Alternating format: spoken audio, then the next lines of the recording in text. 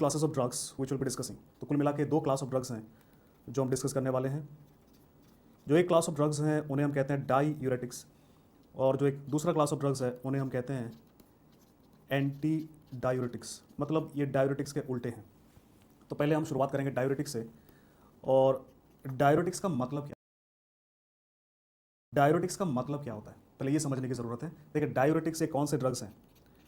Diuretics एक ऐसे drug को आप डायूरेटिक कहते हैं जो क्या बढ़ाएगा, जिसको देने से यूरिन का आउटपुट बढ़ेगा। तो डायूरेटिक एक ऐसा ड्रग है जो यूरिन का आउटपुट को बढ़ाएगा। अब समझना ये है, थोड़ा सा मैं आपको बेसिक अंडरस्टैंडिंग दे दूं कि ये ड्रग्स कहाँ यूज़ होते हैं, बाकी हम बाद में भी डिस्कस करेंगे कहाँ कहाँ यूज़ होते हैं। तो देखिए यूरिन आउटपुट बढ़ेगा, तो पहले ये सोचिए यूरिन बनता कहाँ से है। अगर आप ऐसा सोचते हैं कि आपने पानी पिया और वो डायरेक्टली यूरिन बन गया, ऐसा नहीं होता। राइट, आप पानी पिएंगे, जूस पिएंगे, कोई भी लिक्विड चीज़ पिएंगे, वो आपके प्लाज्मा में जाएगा और फिर प्लाज्मा से फिल्टर हो करके यूरिन बनता है। मतलब प्लाज्मा से पानी निकालते हैं, उससे यूरिन बनता है। तो जब भी मैं यूरिन आउटपुट को बढ़ाऊंगा तो जाहिर सी बात है क्या कम हो जाएगा, प्लाज्मा का वॉल्यूम कम हो जाएगा। भाई अगर आप यूरिन आउटपुट को बढ़ाएंगे तो प्लाज्मा का वॉल्यूम कम होगा, और अगर प्लाज्मा का वॉल्यूम कम होगा तो आप खुद सोचो कौन से बीमारियों में हम यूज़ कर सकते हैं यूजेस। फॉर एग्जांपल किसी पेशेंट को एडिमा है, तो एडिमा क्यों होता है, क्योंकि प्लाज्मा, जो प्लाज्मा है जब आपके ब्लड वेसल में से निकल के बाहर टिश्यू में चला जाता है तो एडिमा होता है। लंग में चला जाएगा तो लंग एडिमा होगा, लिम्स में चला जाएगा तो लिम्ब का एडिमा होगा। तो अगर मुझे एडिमा को कम करना है तो प्लाज्मा के वॉल्यूम को कम करना एक तरीका है। दूसरा हार्ट फेलियर। तो हार्ट फेलियर में हार्ट के ऊपर हम लोड को कम करना चाहते हैं। भाई कौन लोड डालता है हार्ट के ऊपर, ब्लड, प्लाज्मा। प्लाज्मा कम करेंगे, हार्ट के ऊपर लोड कम हो जाएगा। दूसरी तरफ अगर प्लाज्मा वॉल्यूम कम हुआ, भाई प्लाज्मा का वॉल्यूम कम होगा तो आपका क्या कम हो जाएगा, खुद सोचो ज़रा, ब्लड प्रेशर कम हो जाएगा। भाई आपके ब्लड वेसल में प्रेशर डालता कौन है, प्लाज्मा। तो प्लाज्मा कम होगा तो ब्लड प्रेशर कम हो जाएगा। तो अगर ब्लड प्रेशर कम होगा तो हम कहाँ यूज़ कर सकते हैं, हम हाइपरटेंशन में यूज़ कर सकते हैं। तो ये मेरा बेसिक आपको बताने का मकसद है कि इन ड्रग्स को हम कहाँ कहाँ यूज़ कर सकते हैं। राइट, अब यहाँ पर जब भी आप इन ड्रग्स को यूज़ करेंगे किसी भी बीमारी के लिए, तो कुछ कॉमन नर्सिंग इंप्लीकेशन है जो मैं आपको यहीं बता दूं ताकि हमको बार बार इन चीज़ों को रिपीट ना करना पड़े जब अलग अलग क्लासेस ऑफ ड्रग्स को हम देखेंगे। तो दोस्तों पहला नर्सिंग इंप्लीकेशन है कि जब भी आप कोई भी ड्रग देते हैं तो एक समय होता है, सुबह, दोपहर, शाम, रात, कब देना है। तो जो डोजिंग है उसका समय, उसका टाइम क्या होना चाहिए, उसका समय तो आपके पास ऑप्शन है, मॉर्निंग में होना चाहिए, डे में होना चाहिए, इवनिंग में होना चाहिए या नाइट में होना चाहिए। तो ये आपको ऑप्शंस मैंने दिया, आप खुद सोचो कि जब भी आप डायूरेटिक देंगे यूरिन का आउटपुट बढ़ेगा, तो वो दिन का कौन सा समय है 24 घंटे में जहां पे हम देना पसंद करेंगे। अब ध्यान लगाओ, जब यूरिन आउटपुट बढ़ेगा तो पेशेंट को बार बार कहाँ जाने की ज़रूरत पड़ेगी, टॉयलेट जाने की ज़रूरत पड़ेगी। तो अगर मैंने शाम को या रात को दिया तो रात भर उसको टॉयलेट जाना पड़ेगा। तो भाई सोएगा कब पेशेंट, बात समझ में आई। मतलब शाम को और रात को, evening and night, we never give diuretics. तो डायूरेटिक्स देने का टाइम क्या है, या तो मॉर्निंग है या डे है, डिपेंड करता है। या तो हम एक टैबलेट देते हैं या 2 टैबलेट। सपोज मुझे पेशेंट को 1 टैबलेट देना है तो मैं कब दूंगा, सुबह दूंगा। अगर मुझे 2 टैबलेट देना है तो मैं कैसे दूंगा, 1 टैबलेट मॉर्निंग में दूंगा, 1 टैबलेट दिन में दूंगा, जो कि दोपहर को 1 या 2 बजे के आसपास दूंगा। राइट, पर इन समय में आप कभी भी डायूरेटिक्स नहीं देंगे। तो एक नर्स होने के नाते ये आपको पता होना चाहिए डोजिंग कब देते हैं, केवल इतना ही नहीं, क्यों ऐसा डोजिंग देते हैं ये भी पता होना चाहिए आपको। राइट, दूसरा,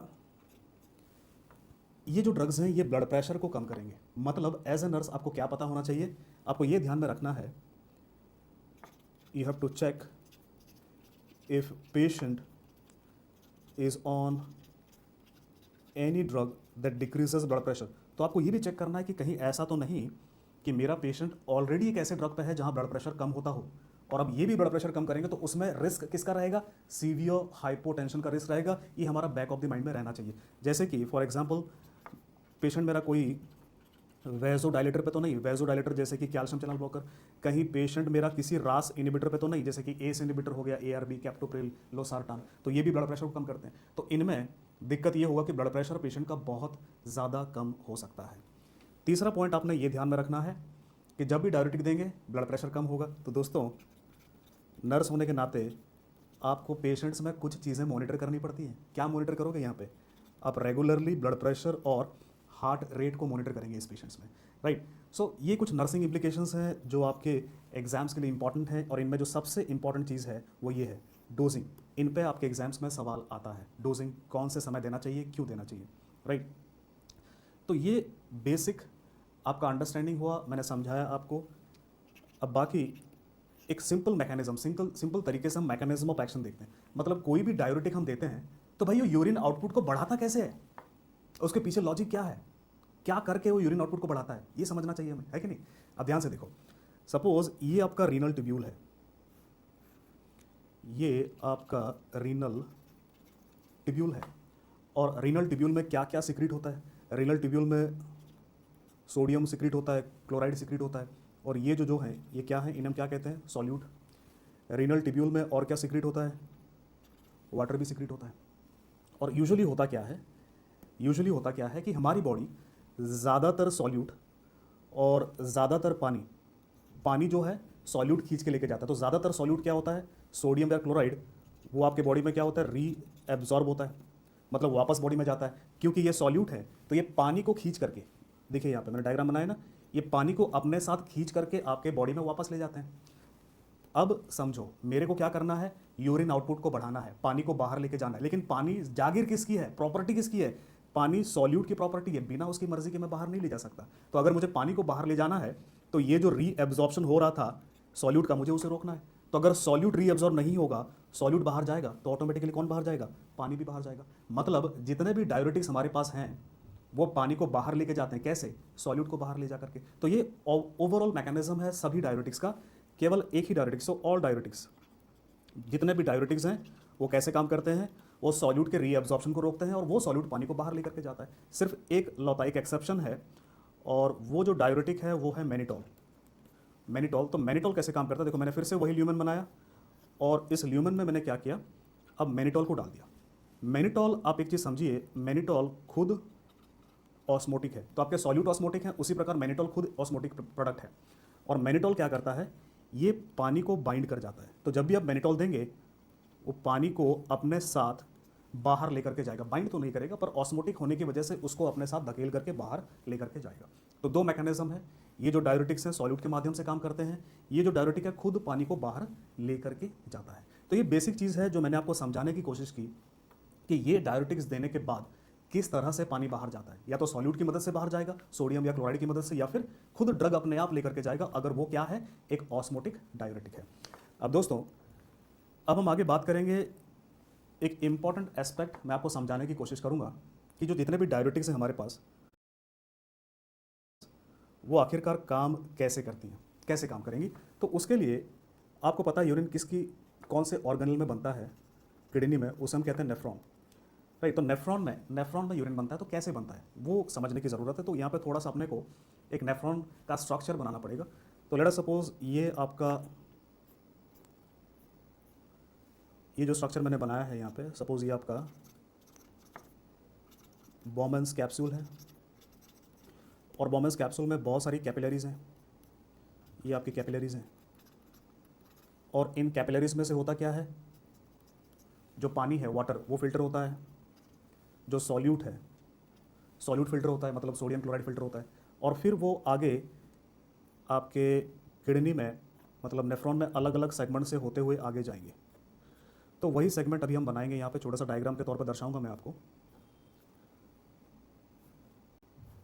तो ये मैं क्या बना रहा हूँ, आपके नेफ्रॉन के जो भी अलग अलग सेगमेंट्स हैं मैं उनको बनाने की कोशिश कर रहा हूँ।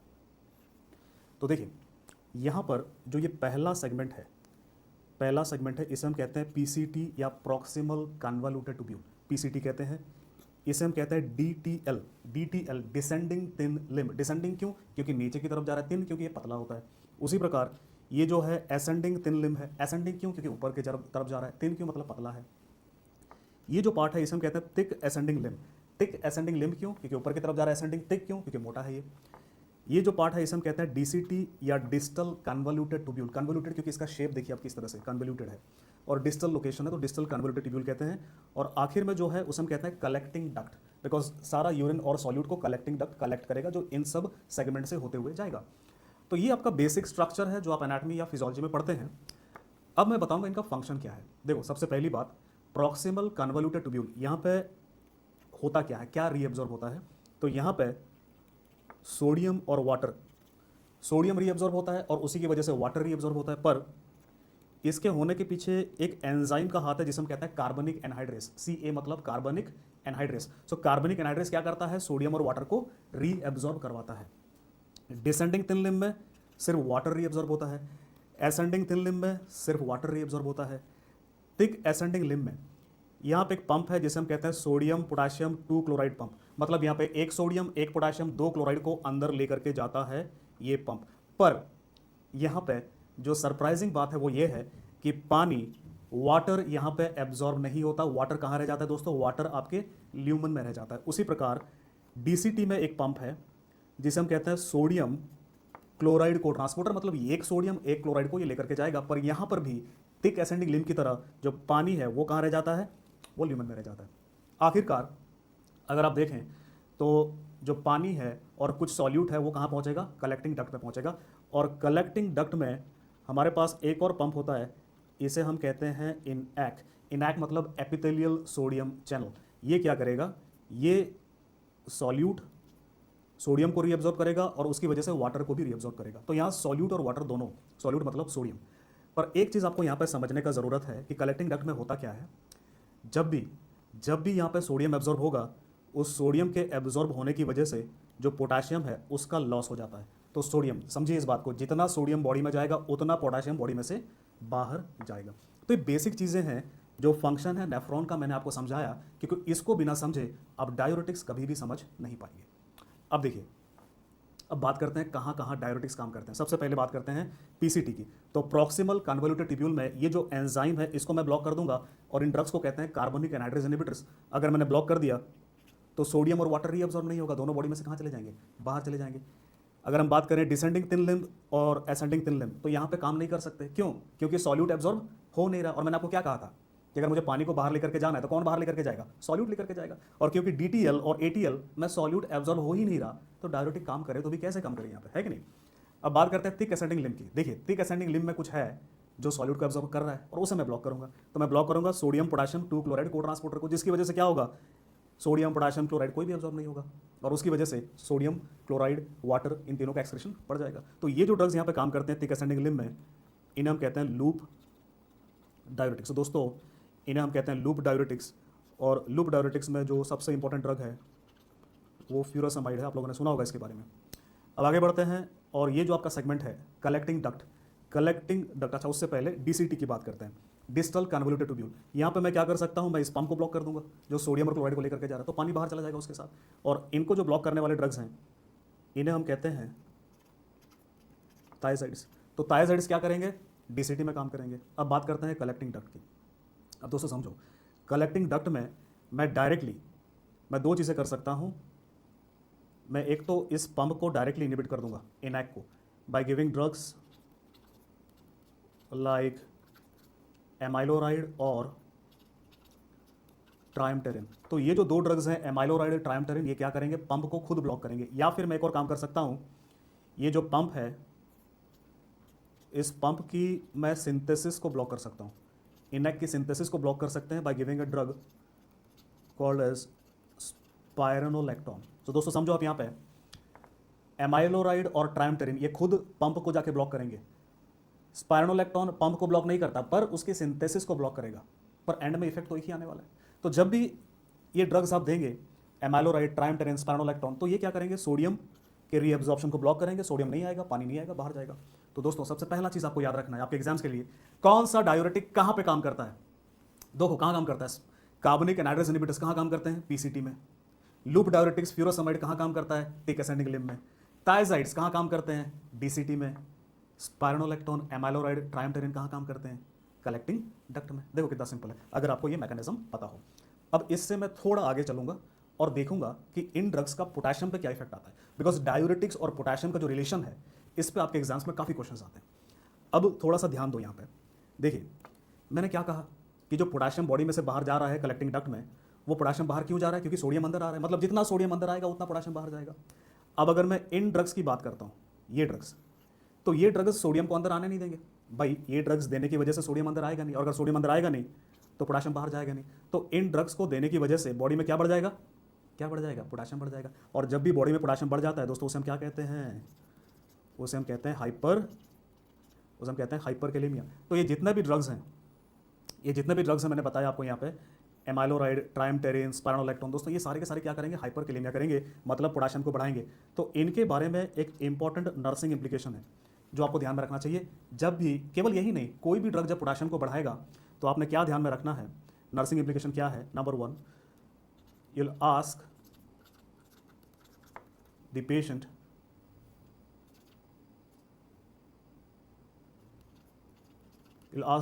to avoid potassium rich food, जैसे कि बनाना। तो बनाना या केला को आपको पेशेंट को कहना है कि आप अवॉइड करें। मतलब इसका मतलब ये है कि देखो, दिन में एक आध केला अगर पेशेंट खा लेता है तो ठीक है। ऐसा नहीं होना चाहिए कि उसके पास कोई आया, 1 दर्जन केला लेकर के आया और वो 1 दर्जन केला जो है एक ही दिन में चेप गया, तो उसमें दिक्कत होगा, राइट। क्योंकि केला में क्या होता है, पोटेशियम होता है, और ये ऑलरेडी पोटेशियम बढ़ा रहा है, और बहुत ज़्यादा पोटेशियम होगा तो उससे एरिथमिया हो सकता है। दूसरा, आपको कॉशियस रहना है। You have to be cautious if your patient is on RAAS inhibitors, क्योंकि रास इनहिबिटर्स ये खुद पोटेशियम को बढ़ाते हैं या हाइपरकेलेमिया करते हैं। तो ये 2 नर्सिंग इंप्लीकेशन है जो आपको ध्यान में रखना है किन ड्रग्स को लेकर के, एमाइलोराइड, ट्राइमटेरिन और स्पाइरोलेक्टोन। अब आ जाओ बाकी डायरेटिक्स। तो मैंने कहा था ये पोटेशियम के साथ कुछ ना कुछ गेम करते हैं। तो क्या गेम है, इधर हाइपरकेलेमिया का गेम हो तो समझ में आ गया। अब अगर हम बात करें इनकी, किसकी बात कर रहा हूँ मैं, अगर हम बात करते हैं कार्बनिक एनाइड्रेस इनहिबिटर्स की, लूप डायरेटिक्स और फ्यूरोसमाइड की और थायजाइड्स की, तो इनका क्या गेम है पोटेशियम के साथ, समझने की कोशिश करते हैं। देखो, मैंने क्या बताया था आपको कि हमारी बॉडी में से नॉर्मली पोटेशियम क्या होता है, कलेक्टिंग डक्ट में बॉडी में से बाहर जाता है। दोबारा बनाया मैंने दूसरे डायरेक्ट समझाने के लिए। तो यहाँ पर तो मैं कोई कलर दूसरा चुन लेता हूँ ताकि आपको समझने में आसानी हो। तो देखिए, मैंने आपको क्या बताया था यहाँ पे कि जो पोटेशियम है वो बॉडी में से बाहर जाता है, और कितना पोटेशियम बाहर जाएगा, जितना सोडियम अंदर जाएगा। अब इस चीज़ को आप ध्यान से समझो कि जब भी आप कार्बनिक एनाइड्रेस देंगे, थायजाइड्स देंगे, लूप डायरेटिक्स देंगे, तो ये कलेक्टिंग डक्ट में किसको ज़्यादा लेकर के जाएंगे, ये बहुत सारा किसको लेकर के जाएंगे, सोडियम को लेकर के जाएंगे। तो जितने भी डायरेटिक्स है कलेक्टिंग डक्ट में बहुत सारा सोडियम को भेजेंगे भाई, तभी तो पानी बाहर जाएगा, और इसकी वजह से बहुत सारा सोडियम एब्जॉर्ब होगा, और जब बहुत सारा सोडियम एब्जॉर्ब होगा तो बहुत सारा पोटेशियम क्या होगा, बॉडी में से बाहर जाएगा। मतलब आपकी बॉडी में पोटेशियम क्या हो जाएगा, कम हो जाएगा। तो कलेक्टिंग डक्ट में काम करने वाले डायरेटिक पोटेशियम को बॉडी में बढ़ाते हैं। बाकी जो डायरेटिक्स हैं जिनकी बात हम कर रहे हैं, ये जितना भी डायरेटिक्स मैंने बात किया यहाँ पे, चाहे वो कार्बनिक एनाइड्रेस इनहिबिटर हो, चाहे वो थायजाइड्स हो, चाहे वो लूप डायरेटिक्स हो, तो ये जो 3 डायरेटिक्स हैं ये क्या कर रहे हैं, ये हाइपोकेलेमिया कर रहे हैं। तो दोस्तों ये ध्यान में रखना कौन सा हाइपोकेलेमिया करेगा, कौन से हाइपरकेलेमिया करेंगे। अच्छा, अब अगर ये हाइपोकेलेमिया करेंगे तो जाहिर सी बात है यहाँ पर भी कुछ नर्सिंग इंप्लीकेशन आते हैं हमारे पास। क्या है nursing implication, here as a nurse you have to teach the patient about the symptoms of hypokalemia। तो नर्स होने के नाते आपने क्या करना है, यहाँ पे पेशेंट को कुछ ज्ञान देना है। क्या ज्ञान देंगे कि भाई हाइपोकेलेमिया होने से कौन कौन से सिम्टम आते हैं, ताकि उसको खुद पता चल पाए और आपको ताकीद करे। तो सिम्टम्स ऑफ हाइपोकेलेमिया, क्या होता है हाइपोकेलेमिया से, सबसे पहला और सबसे नोटेबल जो है मसल पेन और मसल क्रैम्प्स। तो ऐसा लगता है पेशेंट को कि जैसे इसको किसी ने बोरी में भर के कूटा हो, राइट। तो इतना मसल पेन और क्रैम्प होगा। पेशेंट को फैटीग महसूस होगा, वीकनेस महसूस होगा, एबनॉर्मल हार्ट रिदम और सीवियर थर्स्ट। तो पेशेंट को बहुत प्यास लगेगा, सीवियर थर्स्ट जिसे हम कहते हैं, एबनॉर्मल हार्ट रिदम, वीकनेस। तो दोस्तों ये सिम्टम्स आपको पेशेंट को क्या कहना है कि भाई साहब अगर ये सिम्टम्स आते हैं तो तुरंत आप हमें कांटेक्ट करें, क्योंकि आगे हमें हाइपोकेलेमिया का ट्रीटमेंट करना पड़ेगा। तो एक इंपॉर्टेंट चीज़ ये है जो आपको नर्सिंग इंप्लीकेशन में ध्यान रखना है। दूसरा इंपॉर्टेंट चीज़ क्या है कि अगर आपका पेशेंट इन ड्रग्स पे है जो हाइपोकेलेमिया करेंगे, तो आपको ये देखना है, आपको कॉशियस रहना है अगर आपका पेशेंट कौन से ड्रग पे है।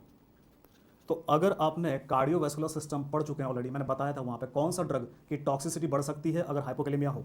If patient is on digoxin, why, क्यों, बिकॉज हाइपोकेलेमिया में होता क्या है, हाइपोकेलेमिया में डिजॉक्सिन की टॉक्सिसिटी होती है। तो दोस्तों ये आपको ध्यान में रखना है कि अगर पेशेंट डिजॉक्सिन पे है और डायरेटिक दे दिया हमने, तो डिजॉक्सिन की टॉक्सिसिटी होने की संभावना बढ़ सकती है। तो ये सीवीएस में कैसे होता है वो मैं डिस्कस कर चुका हूँ। तो दोस्तों ये डायूरेटिक्स का इंट्रोडक्शन था, और इंट्रोडक्शन में मेरा मकसद था आपको बताना कि ये जो डायूरेटिक्स हैं ये असल में बला क्या है, समझ रहे हैं, मतलब कहाँ यूज़ होता है, इनको देने से क्या इफेक्ट आएगा, क्या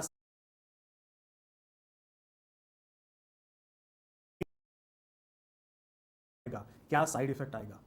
राइट, अब हम डिस्कस करेंगे डिटेल में अलग अलग क्लास ऑफ डायूरेटिक्स।